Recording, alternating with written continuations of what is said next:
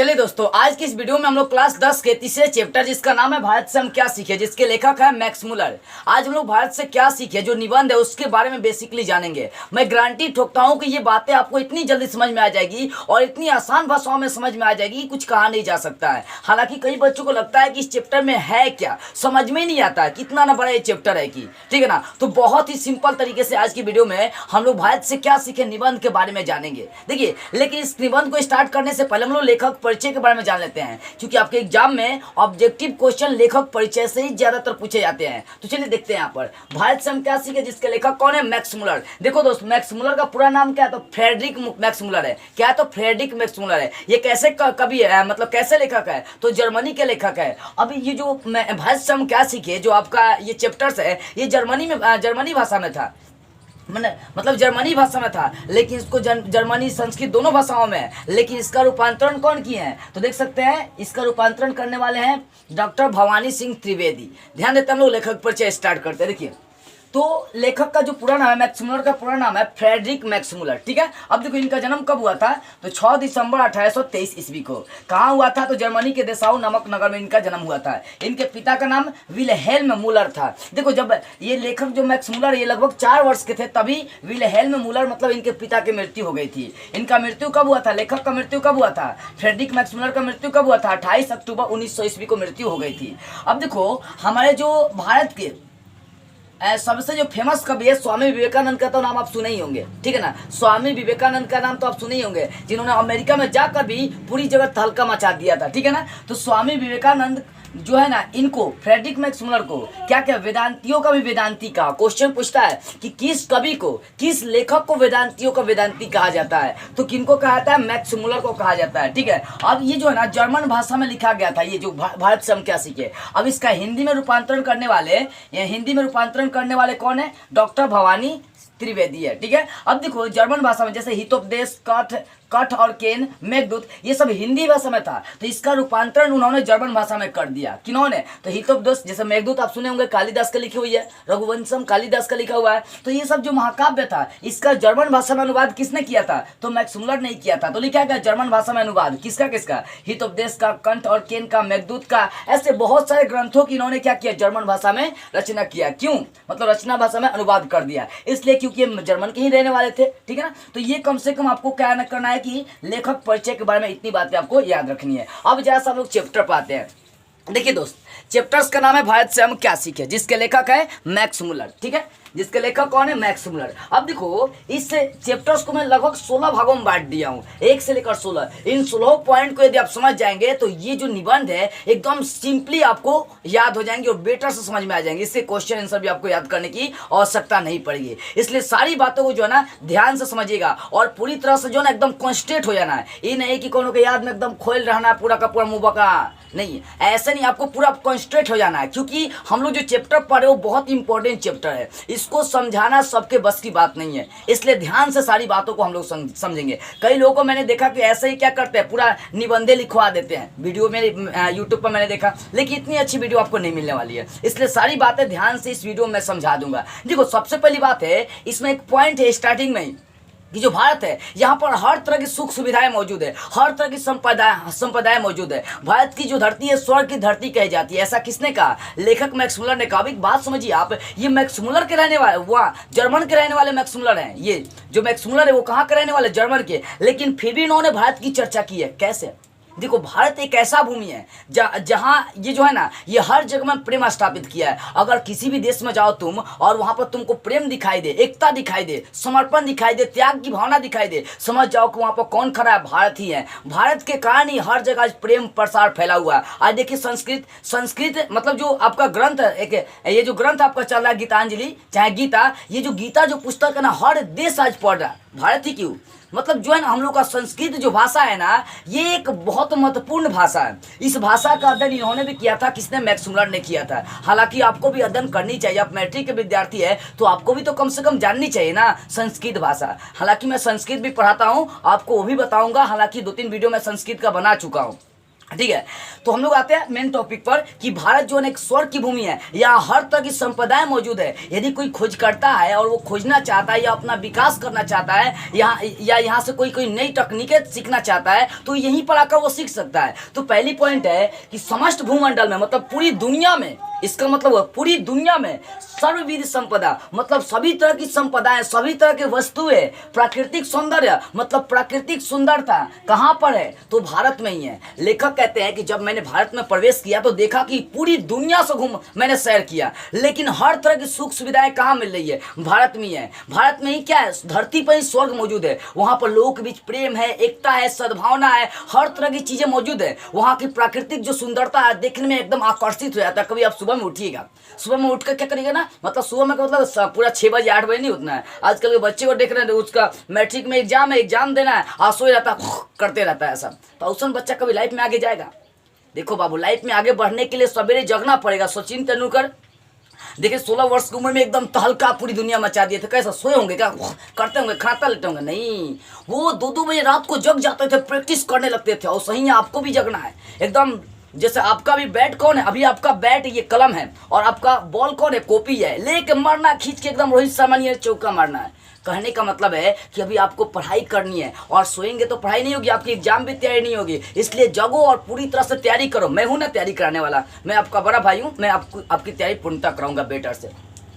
तो देखो, समस्त भूमंडल में सर्वविध संपदा और प्राकृतिक सौंदर्य से परिपूर्ण देश भारत है। लेखक ने ऐसा इसलिए कहा क्योंकि उन्होंने पूरी भारत की मतलब खोज की, पूरी भारत में क्या किया, सैर किया, पूरी भारत में घूमने का काम किया। जब पूरी भारत में लेखक घूमे तो उनको यहाँ पर हर तरह की वस्तुएं दिखाई दी, हर तरह की वस्तुएं दिखाई दी। मतलब प्राकृतिक सुंदरता से लेकर कोई भी तकनीक चाहिए, चाहे कोई भी खोजने वाला चाहे अपना विकास करना हो, तो इससे बड़ा देश, चाहे इससे अच्छा देश मतलब कोई ऐसा देश नहीं है। और ये भी कहते हैं कि भारत में ही स्वर्ग की धरती है। भारत में कई तरह के देवी देवता जन्म लिए, अपना सर्वांगीण विकास किए। तो भारत के जैसा कोई देश इस दुनिया में नहीं है। अगर कहीं प्रेम, एकता ये सब दिखाई देती है तो उसके लिए कौन देश मौजूद है, भारत ही वहां पर मौजूद है। भारत के कहानी अन्य देशों में प्रेम फैली हुई है। नहीं तो कई ऐसे देश है जहां पर लड़कियों की कदर की ही नहीं जाती थी, लड़कियों को क्या जिंदा ही जला दी जाती थी, मतलब लड़कियों की इज्जत नहीं करी जाती थी। आज लड़कियों को हर देश में ज्यादा सम्मान इज्जत मिला है, किसके कारण से, तो भारत के कारण से ही। ऐसे इस सब जो लड़कियां होती है सब एकदम चितकबरी होती है, सब मुंह करते रहती है। देखिए, तो हम लोग के कहने का मतलब है, इसलिए लेखक भारत को एकदम बोले कि भारत में आए, सब चीज खोज उज किए। मतलब भारत में आने के बाद उनको ऐसा महसूस होने लगा ना कि उन्होंने खुद ही कह दिया कि भारत के जैसा कोई देश नहीं है, यहाँ पर हर तरह की वस्तुएं है। आप मतलब कहने का मतलब जो भारत है ना, हम लोग का पूरा मतलब विश्व में भारत एक ऐसा देश है जिसकी तुलना हम लोग कर ही नहीं सकते। यदि आप भारत में जन्म लिए तो बहुत भाग्यशाली है, क्योंकि भारत के जैसा कोई भूमि नहीं है। और भारत में धरती पर ही आपका स्वर्ग मौजूद है, ठीक है ना। तो लेखक कहते हैं कि यहाँ पर सुंदरता जो है ना बहुत आकर्षक है, यहाँ हर तरह की वस्तुएं मौजूद है। इसी कारण से बोलते हैं कि यहाँ पर इस धरती पर क्या है, स्वर्ग की प्राप्ति है। यहाँ पर आओ और क्या करो, स्वर्ग को प्राप्त करके चले जाओ, ठीक है ना। ये देखो, भारत में आने के लिए सिकंदर भी आया था, बड़े बड़े राजा महाराजा भारत में आए। किस लिए, क्योंकि भारत एक ऐसा देश है जो सबको अपनी ओर खींचता है, सबको अपनी ओर आकर्षित करता है। जैसे कौन लड़का क्या करता है, लड़की आकर्षित करता है। मान लो कौन लड़की उठ लगा के, अब लड़का देखेगा तो बाप सरवाना स्टार्ट कर देगा, एकदम पूरा का पूरा ताकना स्टार्ट कर देगा। अब ध्यान मत भटका लीजिएगा लोग। देखो, कहने का मतलब है कि भारत क्या एक आकर्षण वाला, एट्रैक्टिव करने वाला देश है। बड़े बड़े लोगों को क्या किया, अपनी ओर खींचने का काम किया। सिकंदर भी आया था यहाँ पर, जो विश्व विजेता के नाम से जाना गया था, सिकंदर भी अपने देश में आया, ठीक है ना। लेकिन वो जीत नहीं पाया, भारत के संग संबंध स्थापित करना चाहता था। हालांकि किया कुछ, लेकिन उतना नहीं कर पाया। चाणक्य और चंद्रगुप्त जैसे यहाँ पर शासक मौजूद थे, जिन्होंने अपने बुद्धि से क्या किया, उस सिकंदर को यहाँ से मारकर भगा दिया। जबकि युद्ध भी भयंकर नहीं किए थे वो, ठीक है ना। उसके ऐसे ही क्या किया, अपने बुद्धि के बल पर। आप पढ़े होंगे इकोनॉमिक्स, जिसको अर्थशास्त्र कहते हैं। अर्थशास्त्र के लेखक कौन है, चाणक्य, ठीक है ना। तो चाणक्य और चंद्रगुप्त एक ऐसे शासक जो अपने पटना के रहने वाले थे, पटना, और वो क्या एक ऐसे शासक थे जिन्होंने अपने बुद्धि के दम पर ही सबको भगा डाले, सिकंदर को भगा डाले। तो कह रहे कि भारत ही एक ऐसी भूमि है जहाँ पर बड़े बड़े लोग क्या करते हैं, आकर यहाँ पर संबंध जोड़ना चाहते हैं, ठीक है ना। अब देखो, सच्चे भारत में भी तो सच्चे भारत होनी चाहिए ना। भारत में भी सच्चे भारत और झूठे भारत है। देखो, जो शहर है वो सब सच्चा भारत नहीं, वो झूठा भारत है। वहाँ पर लोगों के पास इतना टाइम नहीं है कि वो किसी का हेल्प कर सके। टाउन में कभी आप जाकर देखिएगा, शहर में तनिको वैल्यू नहीं होने वाला है। मान लो कि आपको कुछ मालूम नहीं है, एड्रेस आप जानते नहीं, आपको कहीं जाना है, ठीक है ना। अब नाम पता एड्रेस पूछेंगे तो लोग वहाँ पर टाइम नहीं देता है। आप गाँव में चले आओ, गांव में चले आने के बाद कहीं से पूछो फलाना आदमी को फलाना ठिकाना जाना, मुझे यहाँ जाना है, तो लोग क्या करते हैं, बताते ही नहीं है बल्कि पहुंचा भी देते हैं। बहुत हेल्प करते हैं गांव के लोग। मतलब कहने का मतलब है जो गांव है ना, वो रियल में जो भारत माता होती है वो गांव में निवास करती है। मैं भारत माता ग्राम वासनी कविता पढ़ाया हूँ कि भारत माता ग्राम वासनी खेतों में फैला है श्यामल धूल भरा मैला सा आंचल, गंगा यमुना में आंसू जल, मिट्टी की प्रतिमा उदासनी। यानी रियल में जो है ना भारत माता गाँव में ही निवास करती है। मतलब भारत माता की जो आत्मा है, जो भारत माता का घर है वो कहाँ है, गांव में, शहर में नहीं है। मुंबई, दिल्ली या कलकत्ता, चेन्नई, मद्रास, उड़ीसा, गोवा, पंजाब, ये सब में नहीं है। इस सब के अंदर जो गांव है उसी में निवास करता है, शहरों में नहीं। तो सच्चे भारत के दर्शन भी करने हो तो आप गांव में चले जाओ, क्योंकि देखो गांव जो है ना आज भी वहां पर रहन सहन, लड़के लड़कियों का बोल चाल, संस्कार, सब चीज क्या है, मौजूद है। टाउन में जो है ना छोटा छोटा कपड़ा पहन के एकदम मचकते मचकते चलती है सब। देखो बाबू, गांव में इज्जत, प्रतिष्ठा, सम्मान, संस्कार, बोल चाल, रहन सहन आज क्या है, हर तरह से मौजूद है। इसी कारण से लेखक ने बोला है कि सच्चा भारत के लिए दर्शन करना तो चेन्नई मुंबई या कलकत्ता आना जाना छोड़ दो, कहाँ गांव में आओ, वहीं पर सच्चे भारत के दर्शन हो जाएंगे। कैसे, देखो सुबह के समय क्या है, जब खेत में फसल लहला रहे हो, मतलब लहला रहे हो, तो सुबह के समय जाओ, देखो कितना रोचक दृश्य लगते हैं, सला देखने को मन करता है, एकदम देखते रहते हैं पूरा का पूरा। जैसे क्या होता है, कौन लड़का होगा, लड़की देखना था पूरा दिमाग फाड़ कर देखते रहता है, सामने हो ना तो एकदम देखो पूरा एकदम नजर नहीं हटेगा। देखो बुरा मत मानना लो, सिर्फ समझाने के लिए थोड़ा सा क्या ना, पढ़ाई के संग संग इंजॉयमेंट भी जरूरी है, ताकि आप बोर नहीं हो पाए, क्योंकि ये चैप्टर है थोड़ा सा, इसमें इसको समझना पड़ेगा बेटर से। देखो तो हम लोग कहाँ थे कि यदि सच्ची भारत की दर्शन करना तो सुबह के समय जगो, गांव में जाओ, देखो जहाँ फसल है वहां देखो कैसा साला मौसम लगता है, एकदम आकर्षित करता है, एकदम सुंदर था। पेड़ पौधा हो, जहाँ जंगल हो, कभी कल सुबह का समय चले जाओ, वहां पर देखो चिड़िया की बोली, कोयल की बोली, बुलबुल की बोली, कितना सुंदर लगता है। जैसे लगता है वो मतलब क्या करते हैं, खींचते हैं। पहले के जमाने में कोयल हुआ करते थे और क्या महुआ के पेड़ पर बैठ के कू कू करते थे, तो हम लोग भी संग में उसके संग बोलते थे कू कू, ऐसे करते थे, ठीक है ना। लेकिन अब क्या, धीरे धीरे गांव भी जो है ना अब शहर बनते जा रहा है, गांव भी शहरों की ओर पलायन कर रहा है, शहर की ओर भाग रहा है, ठीक है। तो सच्चे भारत के दर्शन कहाँ हो सकते हैं, तो लिखना गांव में। क्यों, क्योंकि गांव में ही इज्जत, प्रतिष्ठा, रहन सहन सब चीज मौजूद है, शहर में नहीं है। अब देखो तीसरी पॉइंट है, सभी समस्याओं का हल भारत में ही मौजूद है। मान लीजिए लेखक बताते हैं मैक्स मुलर, यदि यूरोपियन लोगों की बात करी जाए तो यूरोपियन लोगों की अनेक समस्या का हल किसके पास है, भारत के पास है। देखो भारत ही एक ऐसा देश है जो आज तक कोई ऐसा समस्या यहाँ पर नहीं आया जिसका हल नहीं हुआ।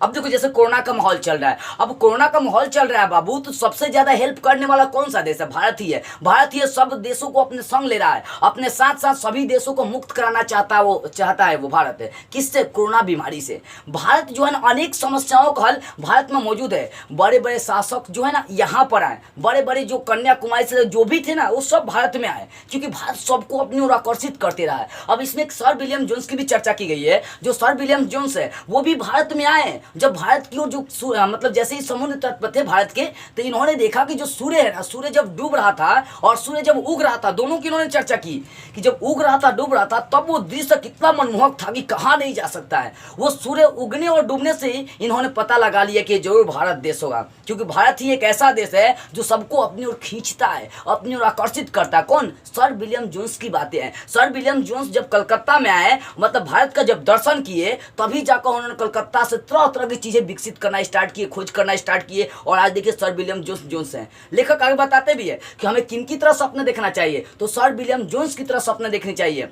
और आपके सपने कब पूर्ण होंगे, जब आप भारत में आएंगे, भारत का रियल में दर्शन करेंगे। और सच्चे भारत के दर्शन के लिए आपको गाँव, मुंबई या कलकत्ता, दिल्ली, बम्बई में नहीं, उसके गाँव में जाओ।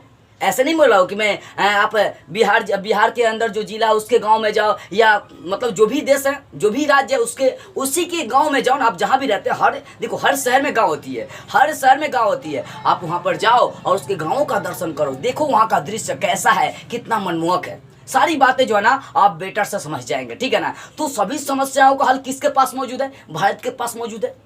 अब आप बोलेंगे कैसे मौजूद है, देखो सभी समस्याओं का हल भारत के पास मौजूद है, क्योंकि भारत ही एक ऐसा देश हो जो सारी समस्याओं का, कितनी ही बड़ी से बड़ी समस्या क्यों नहीं हो, सबका हल निकाल लेता है, सबका हल निकालता है। कौन, भारत निकालता है। इसलिए देखो बाबू, ध्यान से इस बात को समझिएगा कि सभी समस्याओं का हल कौन निकालता है? भारत निकालता है। और साथ में जो यूरोपियन लोग हैं, जब भारत की एक समस्या का हल होगा ना, तो यूरोपियन की कई समस्याओं का हल हो सकता है। कौन? लेखक बताते हैं कि भारत यदि कुछ समस्याओं का हल करता है, 1 से 2 समस्याओं का हल करता है, तो उसी 1-2 समस्या के हल से यूरोपियन जो लोग हैं उसकी सारा जो समस्या है ना, सब सॉल्व हो जाएगा, एक और समस्या नहीं बचने वाला है। इसलिए लेखक कहते हैं कि भारत को समझने के लिए, जानने के लिए यूरोपियन लोगों के लिए क्या है? वांछनीय आवश्यकता है। ठीक है ना। अगला पॉइंट वही है कि भारत को पहचान सकने की दृष्टि की आवश्यकता किनके लिए वांछनीय है? देखो, भारत को पहचान सकने के लिए दृष्टि की आवश्यकता किनके लिए है? तो यूरोपियन लोगों के लिए है, क्योंकि जब भारत की एक समस्या का हल होगा तब उसके सारे समस्याओं का हल हो जाएगा। अब सोचिए भारत कितना बड़ा देश है। भारत मतलब एक ऐसा देश है ना जिसके बारे में कुछ भी नहीं कहा जा सकता। ठीक है। तो भारत हम लोग का क्या है? सबसे महत्वपूर्ण देश माना जा सकता है। ठीक है ना। इंडिया जिसको हम लोग कहते हैं। इसलिए एक बार बोल दो सब कोई, I love you India. I love my India बोलो तो नहीं बोलेंगे। हाँ, वही लड़की को बोलना हो ना, फटाके एकदम कान में मोबाइल लगाएंगे, I love you, I love. देखो बाबू, हम लोग का देश है, देश के लिए जो प्रेम होनी चाहिए ना, वो होनी चाहिए। विद्यार्थी का काम होता है पढ़ाई के साथ साथ अपने देश के लिए क्या भागीदारी बनाना। अब कई लोग बोलते हैं कि हमें राजनीति में भाग नहीं लेनी चाहिए। अरे वो सब बुर्बक होता है साला। देखो, कहने का मतलब है विद्यार्थी का काम है साथ में पढ़ाई करना और साथ में अपने देश के लिए देश की नॉलेज रखना, और देश की जब मदद पड़े आपकी तो आप मदद करो, आप हेल्प करो। ये कौन कहते हैं? आप जानते हो, महान क्रांतिकारी नाम सुनेंगे भगत सिंह का, जिन्होंने इनकलाब का नारा दिया था। आपके एग्जाम में पूछे भी जाते हैं इनकलाब का नारा किसने दिया, तो याद रखना भगत सिंह दिए थे। भगत सिंह कहते हैं कि विद्यार्थी को क्या करनी चाहिए? पढ़ाई के साथ साथ अपनी राजनीतिक दुनिया में भी अपनी भूमिका अदा करनी चाहिए। इसलिए करनी चाहिए क्योंकि विद्यार्थी यह देश का भविष्य और इस देश को चेंज कर सकता है, और कोई चेंज नहीं कर सकता है। ठीक है। तो देखो, कहने का मतलब है भारत को पहचानने के लिए किनके लिए आंखें होनी चाहिए? एकदम फाड़ फाड़ के आंखें। मतलब भारत को कौन कौन मतलब सबसे ज्यादा भारत को किसको पहचाननी चाहिए? तो यूरोपियन लोगों को एकदम आंखें खोल के भारत को देखनी चाहिए, भारत के साथ रहनी चाहिए। देखो, यूरोप एक ऐसा देश है जिसके साथ हमारा व्यापारिक संबंध शुरू से ही रहा है। जैसे हाथी के दांत, बंदर के दांत, ये सब का जो आयात निर्यात होता था, और इसकी बात बाइबिल में भी कही गई है। बाइबिल सुने ना, मुस्लिमों का जो धर्म ग्रंथ है, जो पुस्तक है, ठीक है ना, तो बाइबिल में भी इसकी बात कही गई है। हाथी के दांत, बंदर, चंदन के लकड़ी, इस सब का आयात निर्यात हमेशा होता रहा है। और इससे साबित होता है कि सब जो है बंदर के दांत, चाहे हाथी के दांत, चाहे बंदर, चाहे चंदन, चाहे ये या लकड़ी उकड़ी, मतलब इस सब का आयात निर्यात भारत छोड़कर किसी और देश में हो नहीं सकता है, संभव नहीं है, क्योंकि भारत में ये सब अधिक पाए जाते हैं, भारत में ही ज़्यादा मौजूद है। भारत के लोग ही जानवरों की सबसे ज़्यादा सेवा सत्कार करते हैं। ठीक है ना। इंसान के यहाँ पर सबसे कम सेवा सत्कार होता है, जानवरों का सबसे ज़्यादा सेवा सत्कार होता है। माई बाबू क्या करता है? सब पूजा पाठ नहीं करेगा, मंदिर मस्जिद में जाके करेगा, ओम डैड दादा दे थे हले करता है, सब बकलोल। देखो, माँ बाप के चरणों में ही पूरी दुनिया का धाम मौजूद है। इसलिए अपनी माँ बाप की कदर करो। माँ बाप से बढ़ के दुनिया में कोई नहीं है। यदि तुम्हारे पास कोई समस्या आता है तो कोई और हेल्प नहीं करने आएगा, यही जो माँ बाप है ना हेल्प करेंगे, क्योंकि वो आपका अपना परिवार है ना जी, अपना वो अपना है। मान लो आज 100 रुपये की आवश्यकता पड़ेगी, आप मुझसे मांगेंगे तो हम दे देंगे क्या 100 रुपये? क्योंकि हम तो आपसे दूर है, और आपका दोस्त भी है, अगर काफ़ी जरूरी पड़ गया पैसे की तो वो भी हेल्प नहीं करने वाले हैं। उस कंडीशन में आप अपने माँ बाप, अपने भाई बहन से मांगो, वो जहाँ से होना होगा ना वो आपको देंगे, क्योंकि आप उनके अपने हैं। इसलिए अपने परिवार से बढ़कर कोई अपना नहीं है इस दुनिया में। दूसरे को अपना मानना इंसान की सबसे बड़ी भूल है। छोड़ दो ये सारी बातें, ये सब बकवास है, फेक है। ठीक है। तो लोग कहा थे भारत को पहचानने के लिए दृष्टि की आवश्यकता, मतलब आंखें किन के पास होनी चाहिए? यूरोपियन लोगों के पास होनी चाहिए, क्योंकि भारत की यदि एक समस्या का हल होगा तो यूरोपियन लोगों के सारी समस्याओं का हल हो जाएगा। ऐसा फ्रेडरिक मैक्समुलर, जो महान विद्वान लेखक कहे जाते हैं, इन्होंने कहा था। ठीक है।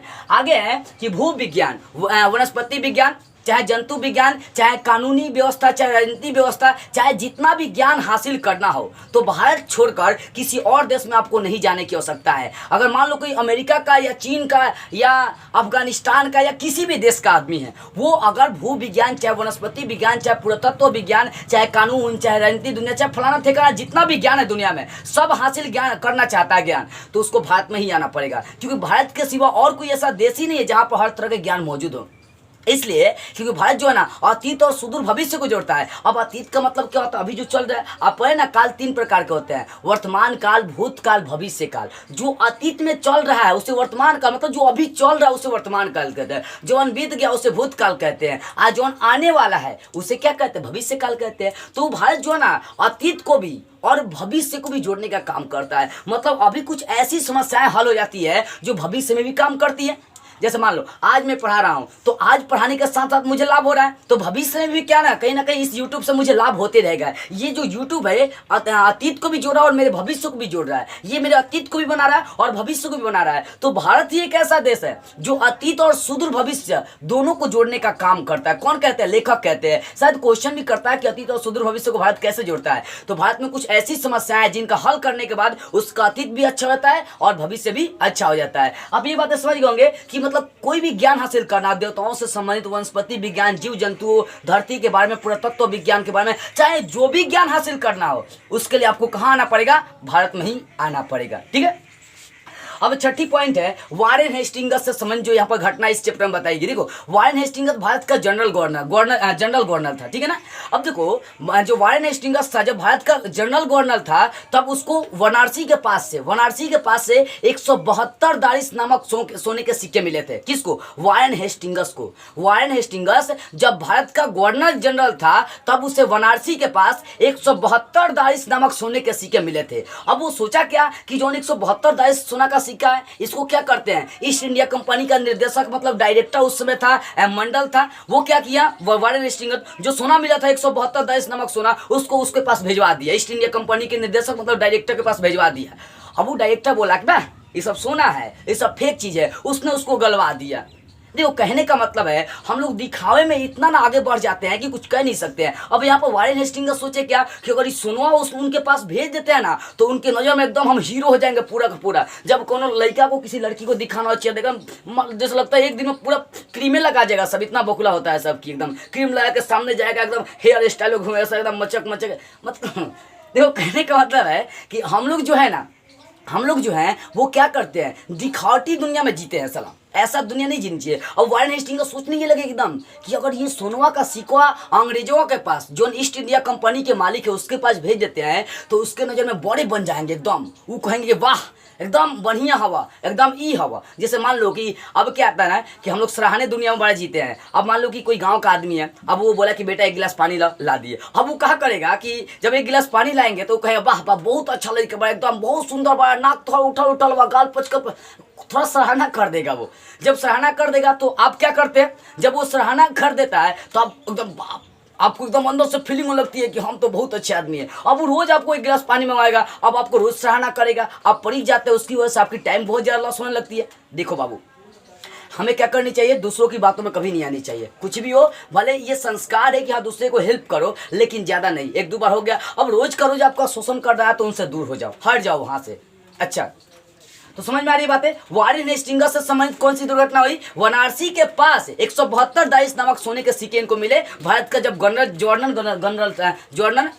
जनरल गवर्नर था ये, तब इनको 172 दारिस नमक सोने का सिक्का मिला था। अब सोने के सिक्के मिलने के बाद ईस्ट इंडिया कंपनी के मालिक के पास इन्होंने उस सोने के सिक्का भिजवा दिया ताकि मैं उनके नज़र में एकदम ऊंच हो जाऊंगा, एकदम बड़ा हो जाऊंगा, अपने आप को बड़ा साबित कर लूंगा। लेकिन उस साला ऐसा घटिया आदमी था कि सोना का सिक्का गलवा दिया। जब ये गए वहां पर तो सुने कि सोना का सिक्का गलवा दिया है, तब इनको बहुत दुख हुआ और सोचे क्या कि नहीं मैं अब से ऐसा नहीं करूंगा, इनके पास भेजूंगा ही नहीं। और ये घटना लेखक इसलिए दिया है ताकि भविष्य में दोबारा कोई घटना ही नहीं घटे, इसलिए नहीं घटे। देखो 172 दारिस नमक सोना का सिक्का कोई छोटा मोटा नहीं होता है, उसको तुलना करी जाए तो लगता है कि वो देश को खरीद सकते हैं, इतना वो सोना था भी। लेकिन उसको क्या किया? ईस्ट इंडिया कंपनी के मालिक गलवा दिया, डायरेक्टर क्या किया? उसको गलवा दिया। तो इस कारण से वारेन हेस्टिंगस से संबंधित दुर्घटना की हवाला यहाँ पर दिया है। ठीक है ना। क्वेश्चन पूछता भी है कि वारेन हेस्टिंगस से संबंधित इसमें कौन सी दुर्घटना का हवाला दिया गया है, याद रख लीजिएगा। आगे देखो नीति कथाओं के क्षेत्र में भारत का योगदान क्या है। देखो भारत में जो है ना नीति कथाओं के क्षेत्र में भी अपना योगदान देते रहता है। कथा का मतलब समझते हैं, जैसे सुनते हैं जय हनुमान ज्ञान गुण, ये सब कथा ही तो है। जैसे मान लो कि आप ये संतोषी माँ का गाना सुने होंगे, जय जगदीश हरे, सुने ना गाना। तो देखो कहने का मतलब है भारत जो है नीति और कथा दोनों के क्षेत्र में अपनी भूमिका अदा करते रहता है और कुछ कुछ ऐसी कथाओं का निर्माण करता है भारत कि पूरी देश को ही मानना पड़ता है। पूरी देश में क्या करता है, इसकी कथाएं हमेशा आते जाते रहती है। इस प्रकार वो अपना योगदान हर देश में क्या करता है, निभाते रहता है। तो याद रखिएगा नीति कथाओं के क्षेत्र में भारत का योगदान क्या है। तो भारत जो है ना नीति कथाओं के क्षेत्र में अपनी भूमिका अदा करते रहता है। भारत से कुछ ऐसी नीति कथाएं आते रहती है, जाते रहती है, जिसको पूरी देशों को क्या करना पड़ता है, मानना ही पड़ता है। ठीक है। आगे है यूरोप के साथ भारत के व्यापारिक प्रमाण। देखो यूरोप के साथ भारत के पुराने ही व्यापारिक संबंध रहे हैं। अब जैसे कुछ प्रमाण पूछ रहा है तो प्रमाण में हाथी के दांत, बंदर, चंदन, ये चंदन का लकड़ी, ये सब आयात निर्यात में आते रहे और बाइबिल में इसकी बात कही गई है। इसका मतलब है कि ये जो हाथी के दांत है, चाहे बंदर, चाहे चंदन की लकड़ी, जो भी है, ये सब भारत के सिवा किसी और देश में आ नहीं सकती है। ठीक है, ये सारी बातें आपको समझ में आ रही है। तो यूरोप के साथ भारत के व्यापारिक संबंध के प्रमाण कौन कौन से हैं आप समझ गए। जैसे हाथी के दांत, बंदर, चंदन का लकड़ी, ये सब क्या है, तो ये सब दर्शाता है कि भारत का जो है ना व्यापारिक संबंध यूरोप के साथ बहुत पुराना रहा है। तो क्वेश्चन कर भी सकता है कि इनका पुराना जो व्यापारिक संबंध का प्रमाण है वो दिखाना है। तो लिखना कि व्यापारिक संबंध के प्रमाण हाथी दांत, चंदन के लकड़ी, बंदर, ये सब क्या है, तो ये सब का निर्यात जो है ना, हाँ, दर्शाता है कि भारत के साथ उसका पुराना व्यापारिक संबंध रहा है। अब देखो अगला पॉइंट कि भारतीय ग्राम पंचायत किन के लिए महत्वपूर्ण है, चाहे किन के लिए आवश्यक है। देखो भारत के अंदर जो ग्राम पंचायत होती है, पहले पंचायत को मानी जाती थी। देखो पंचायत ही सब फैसला सुनाता था पहले। अब पंचायत का कोई वैल्यू नहीं, अब तो पैसे में बिका जाता है सब। ऐसा सब पंचायत के लोग हो गया कि देखो भारतीय जो ग्राम पंचायत है, बोले हैं कि यदि जो व्यक्ति अपने आप का विकास करना चाहता है, कानूनी दुनिया में जाना चाहता है, या खोज करना चाहता है, या अपने देश का विकास करना चाहता है, वैसे व्यक्तियों के लिए भारतीय ग्राम पंचायत आवश्यक है। जाकर वो भारतीय ग्राम पंचायत में जाए, उसका मतलब क्या करे, ज्ञान हासिल करे। अब मान लो कि कोनो डायरेक्ट विधायक नहीं बनता है, चाहे कोनो डायरेक्ट सीएम नहीं बनता है, वो गांव का मुखिया बनेगा, मुखिया से विधायक बनेगा, आगे बढ़ते सीखते बन जाता है। तो जिसको कानूनी व्यवस्था में जाना है, जो अपने आप का विकास करना चाहता है, समाज का विकास करना चाहता है, या लाइफ में कुछ करना चाहता है, उनके लिए भारतीय जो ग्राम पंचायत है, गाँव का जो पंचायत है, वो आवश्यक है। वो व्यक्ति वहां पर जाए और क्या करे, ग्राम पंचायतों का अध्ययन करना स्टार्ट कर दे। जो विकास करना चाहते हैं, जो कानूनी व्यवस्था को जानना चाहते हैं, पुलिस में भर्ती होना चाहते हैं, मतलब जो भी ज्ञान लेना चाहते हैं, सारा ज्ञान कहाँ मौजूद है, भारत के ग्राम पंचायत में मौजूद है। तो वैसे व्यक्तियों के लिए भारतीय ग्राम पंचायत बहुत ही इंपॉर्टेंट है। ठीक है ना।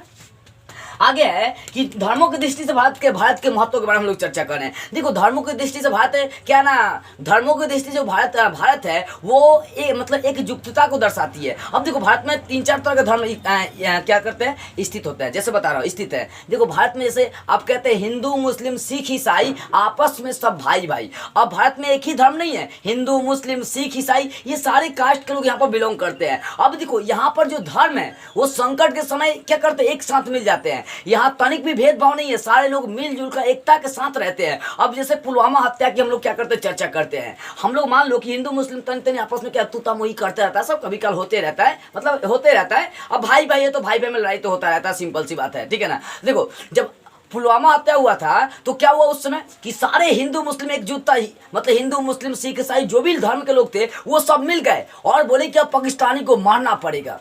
तो कहने के बाद संकट की स्थिति में भारत ही एक ऐसा देश है जहाँ के हर धर्म के लोग एक साथ मिल जाते हैं। तो वही है कि धर्म की दृष्टि से भारत बहुत ही महत्वपूर्ण है। वो क्या करते हैं कि हमेशा एकजुट होकर रहते हैं, मिलजुल कर रहते हैं। जब देश की बात आती है तब सारे धर्म के लोग मिलकर आन बान के साथ पूरी जोश के साथ लड़ते हैं और अपने देश की रक्षा करते हैं। तो लिखिएगा कि धर्म की दृष्टि से भारत बहुत ही महत्वपूर्ण है। क्या लिखेंगे, धर्म की दृष्टि से भारत बहुत ही महत्वपूर्ण है। जब कोई संकटें आती है तब सारे धर्म के लोग मतलब एक साथ मिल जाते हैं। जैसे हिंदू, मुस्लिम, सिख, ईसाई, ये सब संकट के समय मिल जाते हैं और सारी समस्याओं का सामना करते हैं। आगे है कि भारत अतीत और सुदूर भविष्य को जोड़ता है। मैंने बताया कि भारत ही एक ऐसा देश है जहां पर कुछ ऐसे समस्याएं होते हैं जिसका हल हो जाने के बाद वो क्या करता है, भविष्य का भी समस्या का हल कर देता है।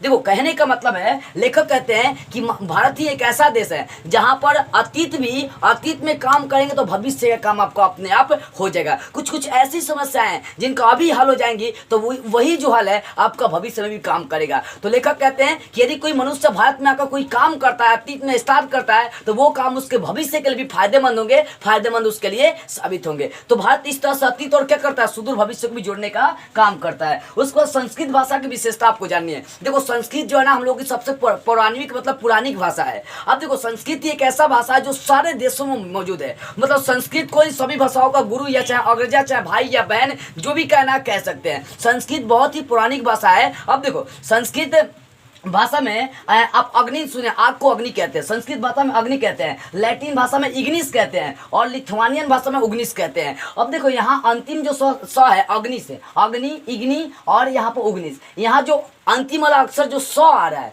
यहाँ पर अग्नि में विसर्ग होता है, विसर्ग में स आता है, तो यहाँ का स सारे स में आपका मिल रहा है। तो जो संस्कृत भाषा वो सभी का अग्रजा माना जाता है और संस्कृत भाषा सभी का गुरु भी कह सकते हैं। मतलब संस्कृत जो है ना सारे विश्व में मौजूद है। अब लेखक जर्मन के रहने वाले हैं और इन्होंने संस्कृत भाषा का अध्ययन किया, क्यों? क्योंकि वहाँ पर संस्कृत भाषा मौजूद होगी तब ना। तो संस्कृत भाषा की विशेषता यही है कि संस्कृत एक ऐसा भाषा है जिसमें सारे गुण छुपे हुए हैं, सारी भाषाओं का हर चीज का गुण छुपा हुआ है, इसलिए संस्कृत भाषा में अध्ययन करनी चाहिए। जैसे एग्जांपल लेते हैं कि आग को हम लोग संस्कृत में अग्नि कहते हैं, लेकिन इसको लैटिन या लिथुआनियन भाषा में इग्निस और उग्निस कहते हैं। जैसे संस्कृत भाषा में चूहा को क्या कहते हैं? मूस कहते हैं, मूस। और लैटिन भाषा में मूस और ग्रीक भाषा में इसको मूस कहते हैं, सिर्फ मूस कहते हैं। इसमें मूसा और ये क्या होता है? मूस होता है। जो कहने का मतलब है कि संस्कृत जो है ना हर भाषाओं से टच करते रहती है। इसी कारण से क्या करते हैं, पूरा देश जो है ना संस्कृत भाषा को जान रहा है, संस्कृत भाषा का अध्ययन कर रहा है। हालांकि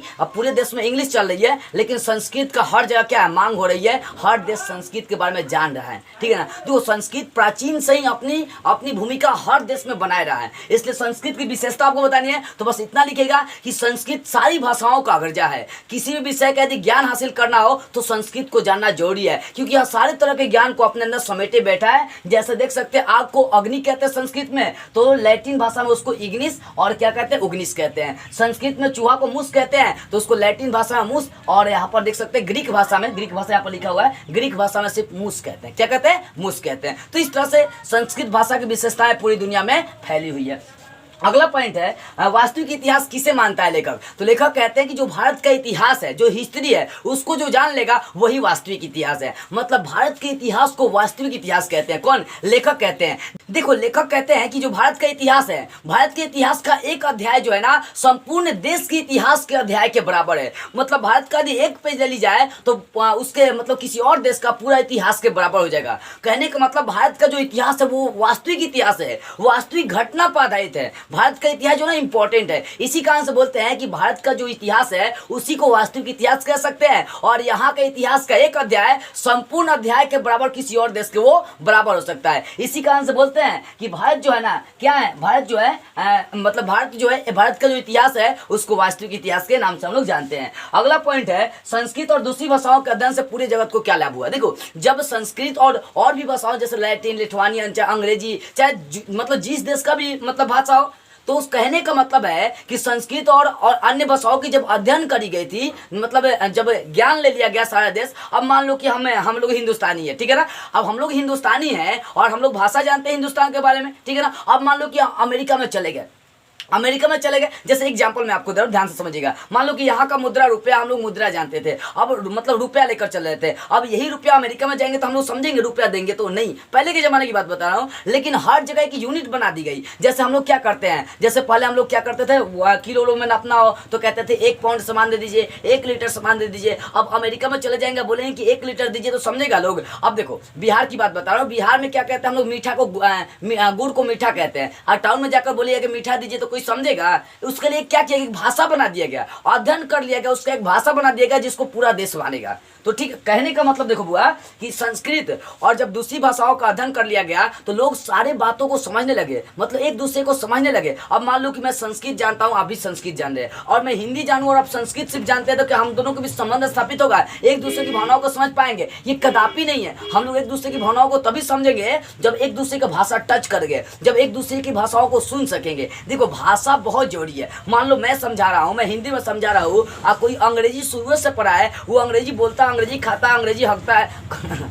देखो कहने का मतलब है जो अंग्रेजी है मेरी भाषाओं को समझेगा? कदापि वो नहीं समझेगा, कदापि वो नहीं समझ सकता है, ठीक है ना। तो कहने का मतलब है जब संस्कृत और अन्य भाषाओं का अध्ययन किया गया और उसका अध्ययन किया गया, नॉलेज ले लिया गया, तब लोगों के बीच संबंध स्थापित होने लगा, लोग एक दूसरे को समझने लगे और उनके बीच एक पारिवारिक संबंध भी स्थापित होने लगा। तो बस इतनी आपको बातें लिखनी है कि संस्कृत और अन्य भाषाओं के अध्ययन से लोगों के बीच संबंध स्थापित होने लगे, लोग एक दूसरे को समझने लगे। मैं आपकी दर्द पीड़ा को तभी समझूंगा जब आप अपनी बातों को मेरे सामने प्रकट करेंगे, और मैं आपकी बातों का और भाषाओं को समझूंगा, तभी जाकर जो है ना मैं आपकी बातों को क्या करूंगा, मैं आपके बीच संबंध स्थापित करूंगा। देखो एग्जाम्पल लिख दे रहा हूँ। मान लो कि आप डॉक्टर के पास गए, आप अमेरिका में चल जाओ डॉक्टर के पास, भोजपुरी बोलना स्टार्ट कर दो, देखा हाई हमारा बीमारी भर बा, हाई दवाई दे दो, तो समझेगा वो सब? कदापि नहीं समझेगा। आप वहां पर अपने संबंध कायम तभी कर सकते हैं जब उसकी भाषा को समझेंगे, क्योंकि हर देश का अपना अपना भाषा है। तो यही है कि जब संस्कृत और दूसरी भाषाओं का अध्ययन करी गई,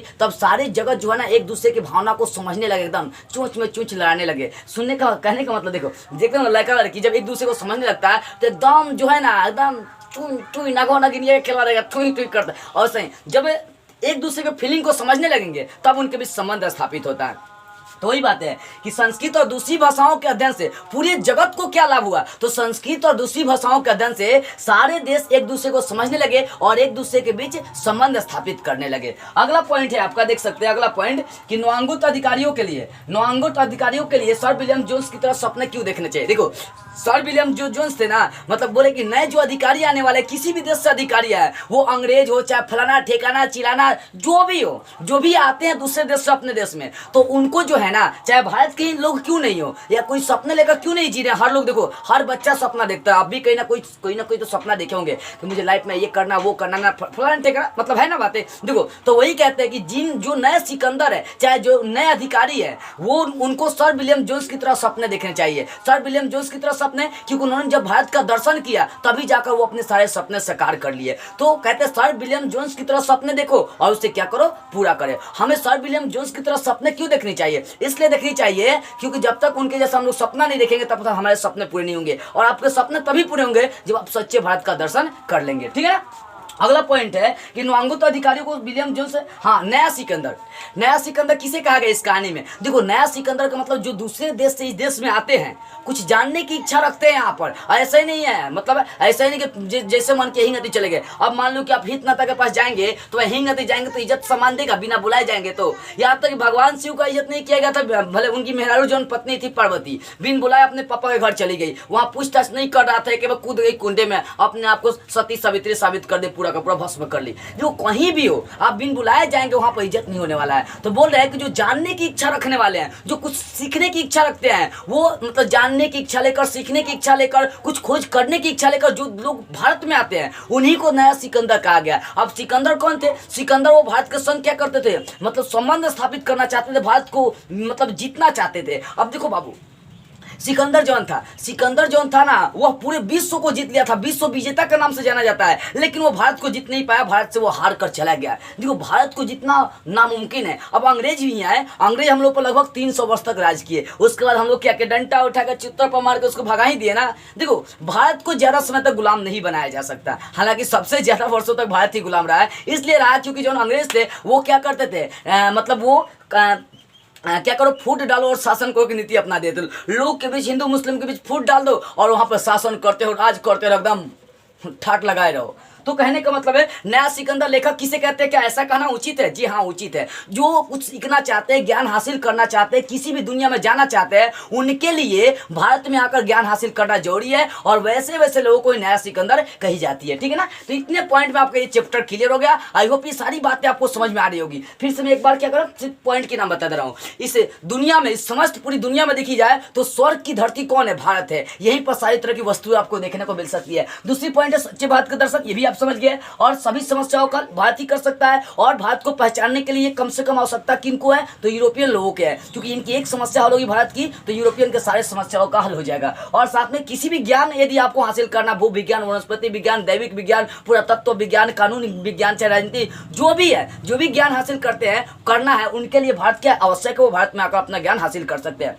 और चाहे वारेन हेस्टिंग्स से संबंधित भी बातें आप समझ गए। और नीति कथाओं के क्षेत्र में तरह तरह की भारत में क्या नीतियाँ आती रही। जैसे आप सुने होंगे जो यूरोपियन था वो एक यूज शब्द किया था कि शेर की खाल में गधा। अब ये जौन है ना, ये तो हम लोग का मतलब क्या है, मतलब ये हम लोग का क्या है, एक दो बार हम लोग यूज करते शेर की खाल में गधा। देखो ये कहावतें है, ठीक है ना। तो कहने का मतलब नीति कथाओं के क्षेत्र में भारत जो है ना अपनी भूमिका अदा करते रहता है। यहाँ कुछ ऐसी ऐसी कथाएं आ जाती है जो पूरे देशों को मतलब मानना ही पड़ता है, स्वीकार करना ही पड़ता है। उसके बाद है भारतीय ग्राम पंचायत, समझ गए, मतलब जो कुछ सीखना चाहते हैं, जो कानूनी व्यवस्था में जाना चाहते हैं, अपने आप को आगे बढ़ाना चाहते हैं, उनको ग्राम पंचायत को जाननी चाहिए। धर्म के दृष्टि से भी आप समझ गए कि धर्म के दृष्टि से जो भारत है वो बहुत महत्वपूर्ण है। इसलिए महत्वपूर्ण है क्योंकि यहाँ पर हर धर्म के लोग रहते हैं, संकट आने पर सबको एक साथ मिल जाते हैं, उसका डटकर सामना करते हैं। भारत अतीत और सुदूर भविष्य को भी जोड़ता है। कोई काम यदि आप वर्तमान में करेंगे तो वो काम आपके लिए क्या हो जाएगा, भविष्य में भी, भविष्य के लिए भी सही साबित होगा, ठीक है ना। इस तरह से भारत अतीत और सुदूर भविष्य को जोड़ता है। संस्कृत भाषा की भी आप विशेषता समझ गए। संस्कृत भाषा का मतलब जो संस्कृत भाषा एक ऐसा भाषा है जो सारी भाषाओं का गुरु माना जा सकता है, अग्रजा भाई भी माना जा सकता है संस्कृत भाषा। देखो संस्कृत और जब दूसरी भाषाओं का अध्ययन करी गई तो लोगों के बीच संबंध स्थापित होना स्टार्ट हो गया, ठीक है ना। और लेखक वास्तविक इतिहास किसे मानता है, तो भारत के इतिहास को वास्तविक इतिहास मानता है। संस्कृत और दूसरी भाषाओं के अध्ययन से ही पूरे जगत में संबंध स्थापित होना स्टार्ट हो गया। नवांगित अधिकारी को किन की तरह स्वप्न देखने चाहिए, सर विलियम जोन्स की तरह। नया सिकंदर किसे कहा गया, ये भी समझ गया। नया सिकंदर किसे कहना है, तो नया सिकंदर जो कुछ सीखने की इच्छा लेकर भारत में आते हैं, जो नए नए अधिकारी आते हैं, उसी को नया सिकंदर कहा जा सकता है। ऐसा कहना उचित है क्योंकि भारत आज भी वही देश है जो जिसको जीतने के लिए सिकंदर आया था, जिससे संबंध स्थापित करना चाहता था। आज भी भारत में ऐसे अनेक समस्याएं मौजूद है जिसको सीखने के बाद, जिसका हल करने के बाद पूरा देश की समस्या का हल हो सकता है। इस तरह से आपका चैप्टर से भारत से हम क्या सीखे, देखो भारत से तरह तरह की आज आप चीजें सीख गए, ठीक है ना। तो ऐसा नहीं है कि भूलना नहीं है, ये सारी पॉइंट आपको लिख लेना है कि डायरी में एकदम याद नहीं करना, भूलियों को आप याद मत करिएगा। अब याद करने का मतलब अब किसी लड़की को, चाहे कोई लड़का किसी लड़का को याद नहीं करने लगे एकदम सो के, आपको सिर्फ ये पॉइंट, ये चैप्टर याद रखना है। आई होप थोड़ा सा वीडियो लंबा हुआ है लेकिन सारी बातें आपको समझ में आ गई होगी। तो बस आज की इस वीडियो में इतना ही। अगले वीडियो में इस चैप्टर के जो प्रश्न उत्तर है उसको हम लोग लेकर फिर मिलेंगे।